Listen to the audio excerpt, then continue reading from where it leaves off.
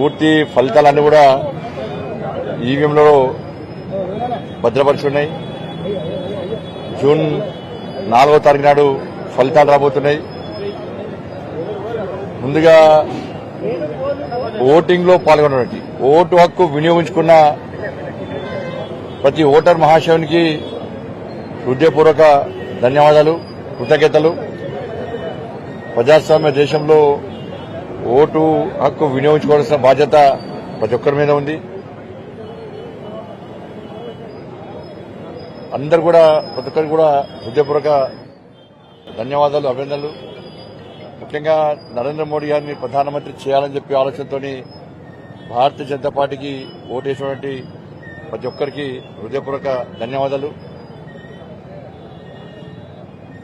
Party గెలుపు కోసం, నరేంద్ర మోడీ గారిని ప్రధానమంత్రి చేయడం కోసం, ఎంపీగా గెలిపించడం కోసం కష్టపడి పనిచేసినటువంటి పార్టీ కార్యకర్తలకు, పార్టీ అభిమానులకు, శ్రేయోభిలాషులకు, ధర్మం కోసం, ధర్మ రక్షణ కోసం, గెలుపు కోసం పనిచేసినటువంటి ప్రతి కార్యకర్తకు, వాళ్ళ కుటుంబ సభ్యులకు, దాంతోపాటు ఎన్నికల ప్రక్రియలో పాల్గొన్నటువంటి సిబ్బందికి, పాత్రికేయ మిత్రులు అందరూ కూడా ప్రతి ఒక్కరు కూడా హృదయపూర్వక అభినందనలు. సరే, అక్కడక్కడ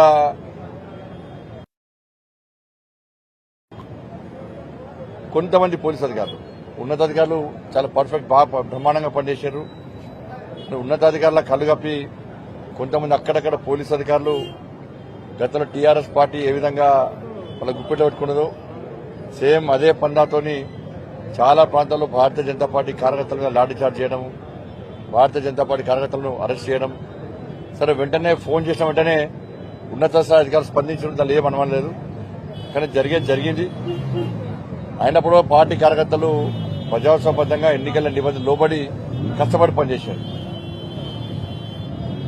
తప్పకుండా గెలుస్తామన్న విశ్వాసం, నమ్మకం మాకుంది.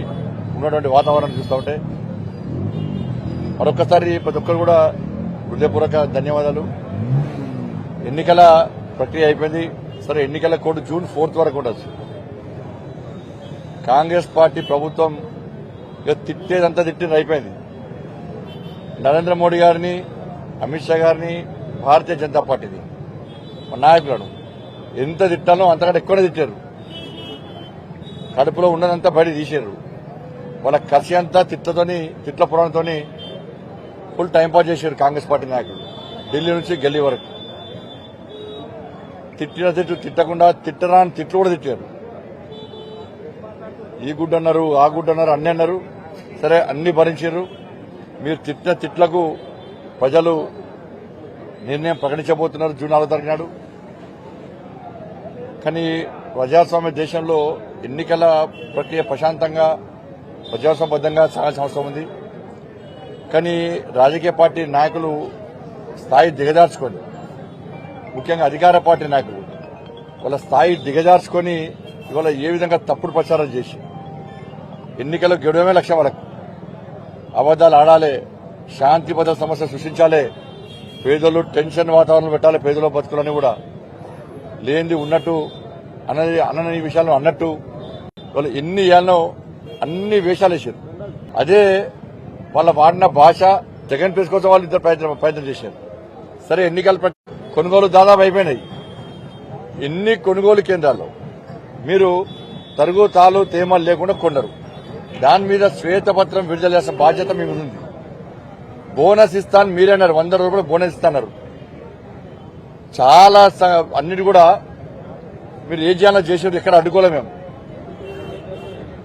నిధులు ఇవ్వకుండా, ఇచ్చే పరిస్థితి లేకున్నా కూడా, అంటే ఎన్నికల నిబంధనలు ఉన్నా కూడా మీరు ఓట్ల కోసం కక్కుర్తిపడి అకౌంట్లో పైసలు వేసారు.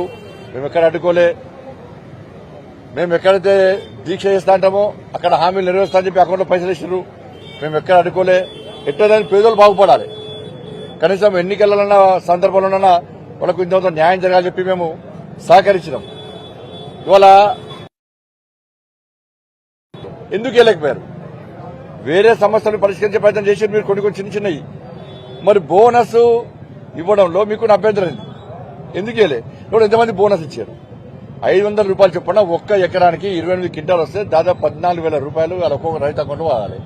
ఎంతమంది రైతు అకౌంట్లు వేసారు? వేస్తారా వేయరా? మీ ప్రణాళిక అయింది.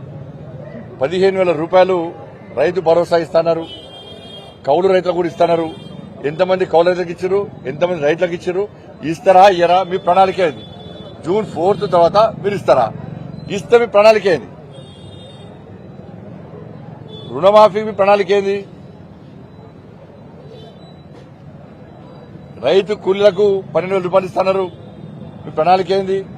తులం బంగారం ఇస్తున్నారు, ఎంతమంది మహిళలకు ఇచ్చారు 100 రోజుల పాట? ఎవరు అడ్డుకున్నారు? ఇవ్వకపోవడానికి కారణం ఏంది? స్కూటీలు ఇస్తున్నారు, ఎవరు అడ్డుకున్నారు? ఇవ్వకపోవడానికి కారణం ఏంది? మీ ప్రణాళిక ఏంది? 5 లక్షల రూపాయలు ఇల్లు జాగాలో నొక్కిస్తున్నారు, ఇవ్వండి, కారణం ఏంది? ఇవ్వకపోవడానికి. ఆసరా పెన్షన్లు 4,000 రూపాయలు ఇస్తున్నారు, ఇవ్వకపోవడానికి కారణం ఏంది? ఎంతమందికి ఇచ్చారు? ఇస్తారా ఇయ్యరా? 5 లక్షల రూపాయలు విద్యార్థి భరోసా కార్డు ఇస్తున్నారు, ఇస్తారా ఇయ్యరా? ఇలా ఫీజు రియంబర్స్మెంట్, ముఖ్యంగా ఫీజు రియంబర్స్మెంట్ అంటే ఘోరమైన పరిస్థితి. అంటే ఇలా హాల్ టికెట్లు ఇవ్వకుంటే విద్యార్థుల భవిష్యత్తు నాశనం అవుతుందని చెప్పి యాజమాన్యాలు అన్ని కూడా వాళ్ళకి ఇబ్బంది ఉన్నా కూడా యాజమాన్యం సిబ్బంది కలిసి విద్యార్థుల భవిష్యత్తు నాశనం చేద్దని చెప్పి హాల్ టికెట్లు ఇచ్చారు. ఎగ్జామ్ రాసిర్రు, వాళ్ళు పాస్ అయ్యారు, ఇప్పుడు సర్టిఫికేట్ తీసుకోవాలి. సర్టిఫికేట్ తీసుకోవాలంటే యాజమాన్యం ఏ విధంగా ఇస్తారు సర్టిఫికేట్? మరి విద్యార్థుల నెక్స్ట్ ఫ్యూచర్ ఏంది? విద్యార్థులది విద్యార్థుల ఫ్యూచర్ ఏంది? మీరు ఫస్ట్ ఫీజు ఏం లేదు మేము ఇయ్యం అని ఎన్నికల ముందు చెప్తే ఇలా యాజమాన్యం వాళ్ళ దారి వాళ్ళు తీసుకుంటారు, విద్యార్థులు దాన్ని ప్రిపేర్ అయి ఉంటారు. వాళ్ళ యాజమాన్య పరిస్థితి ఏంది? 10 మందికి ఉపాధి కల్పించాల్సిన యాజమాన్యాలే ఉపాధి కోసం వెతుకునే పరిస్థితి, సిబ్బందికి జీతాలు ఇవ్వలేని పరిస్థితి, ఇళ్ల కిరాయిలు కట్టలేని పరిస్థితి, విద్యార్థులకు తిరిగి సర్టిఫికేట్ ఇవ్వలేని పరిస్థితి. ఇవాళ ఇద్దరి మధ్య విద్యార్థులు అడిగిపోతున్నారు. ఇవాళ కాబట్టి ఫీజు రియంబర్స్మెంట్ బకాయిలు చెల్లించారా? పూర్తి స్థాయి. ఎంత ఘోరమైన పరిస్థితి అంటే ఇలా బ్యాంకు లోన్ తీసుకొని వాళ్ళు ఇబ్బంది పడుతున్నారు, సర్టిఫికేట్ రాక విద్యార్థులు ఇబ్బంది పడుతున్నారు, పై చదువుకోవడానికి విద్యార్థులకు ఇబ్బంది వస్తున్నది. యాజమాన్యాలు ఏమంటున్నాయి? మేము ఫీజు రియంబర్స్మెంట్ ఇవ్వకుంటే మేము ఎట్లా ముందుకు పోవాలి? వాళ్ళు బాధపడుతున్నారు. సిబ్బంది మాకు జీతాలు ఇస్తున్నారు, సిబ్బంది బాధపడుతున్నారు. ఇలా ఆరోగ్యశ్రీ బకాయిలు చెల్లించబడడం వల్ల హాస్పిటల్ వస్తే మెడవంటి బయట ఉక్కుతున్నారు పేదోళ్ళను. కాబట్టి అన్ని విషయాల్లో మీ ప్లాన్ ఏది? కేవలం రుణమాఫీ మేము ఆగస్టు 15 చేస్తామని చెప్పి చదువుకోవడం కాదు. మీ మీద ప్రజలకు విశ్వాసాన్ని నమ్మకం ఉండాలంటే మీరు ఇటువంటి ఈ హామీల విషయంలో మీ ప్రణాళికను ప్రకటించాల్సిన బాధ్యత ఉంది. మీకు టైం ఉంది. తిట్లు అయిపోయినాయి, ఇక విమర్శలు అయిపోయినాయి. ఇప్పుడు వెంటనే ప్లాన్ చేయండి. మళ్ళీ విమర్శలు ప్రతి విమర్శకు ఛాన్స్ లేదు, ఇక అసలే ఛాన్స్ లేదు. విమర్శలకు ప్రతి విమర్శకు అవకాశం ఇవ్వకండి, రాజకీయాలు పక్క పెట్టండి. మీరు నేను చెప్పిన డిమాండ్లను మీరు నెరవేర్చడానికి మీరు ఏం ప్లాన్ చేస్తున్నారు? తెలంగాణ రాష్ట్ర ప్రజలను ఏ విధంగా మీరు కాపాడే ప్రయత్నం చేస్తారు? నిరుద్యోగ యువతకు నోటిఫికేషన్ ఇస్తున్నారు, ఏ విధంగా ఇస్తారు?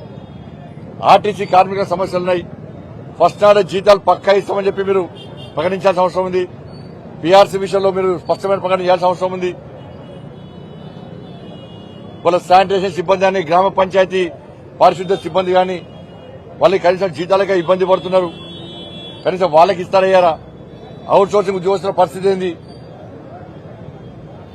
ఇవన్నిటి విషయంలో ఎన్నికలు అయిపోయినాయి కాబట్టి మీరు వెంటనే దీని మీద ప్రత్యేక శ్రద్ధ వహించాల్సిన అవసరం ఉంది. మళ్ళీ వేరే ఎన్నికలు వస్తాయి, దాని తర్వాత చేస్తామంటే ఎట్టి బస్సులో భారతీయ జనతా పార్టీ వదిలిపెట్టే ప్రసక్తి లేదు. ఎన్నికల తర్వాత క్షేత్రస్థాయిలో ప్రతి భారతీయ జనతా పార్టీ కార్యకర్త మా కిషన్ రెడ్డి గారి నేతృత్వంలో, వారి ఆలోచన మేరకు, వారి యొక్క సూచనల మేరకు, వారి నేతృత్వంలో క్షేత్రస్థాయిలో పక్కా మేము కార్యకర్తలు ఫైట్ చేస్తాం. మీరు హామీలు నెరవేర్స్తే తప్పకుండా మీరు సహకరిస్తాం. హామీలు నెరవేర్చకుంటే ఏ విధంగా ప్రజల్లో కూడా చైతన్యం కలిగించాలో ఆ విషయంలో పక్కా మేము ముందుకు వచ్చే ప్రయత్నం చేస్తాం.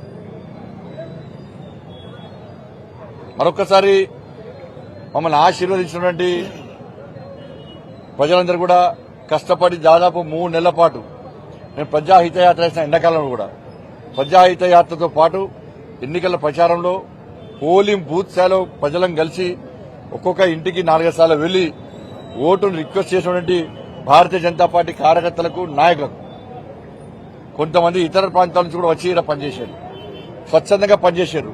బయటికి రాకుండా కూడా కొంతమంది ఇండైరెక్ట్ గా పనిచేశారు.